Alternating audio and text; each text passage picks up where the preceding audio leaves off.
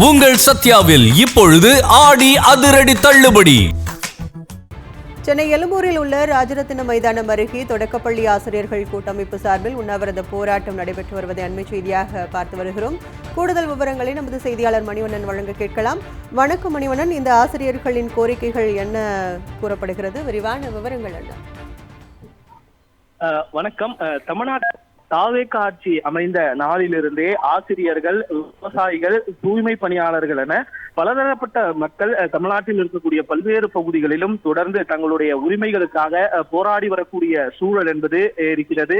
இந்த நிலையில சென்னை எழும்பூரில் இருக்கக்கூடிய ராஜரத்தினம் மைதானம் அருகே 2024 என்ற நியமன தேர்வுல தேர்ச்சி பெற்ற தொடக்கப்பள்ளி ஆசிரியர்கள் கூட்டமைப்பு சார்பில் 10 அம்ச கோரிக்கைகளை வலியுறுத்தி உண்ணாநிலை போராட்டம் என்பது தற்பொழுது தொடங்கி இருக்கிறது.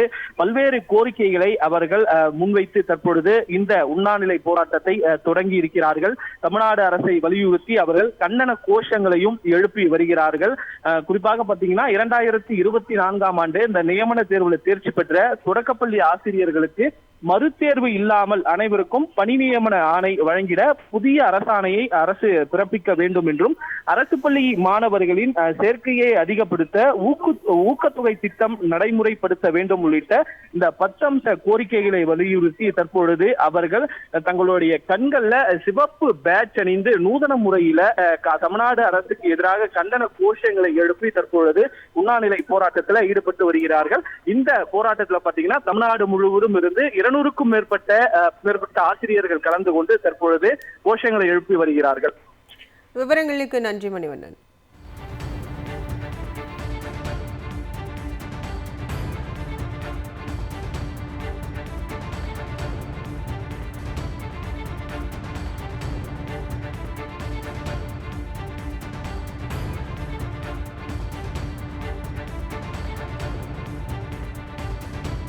உங்கள் சத்யாவில் இப்பொழுது ஆடி அதிரடி தள்ளுபடி.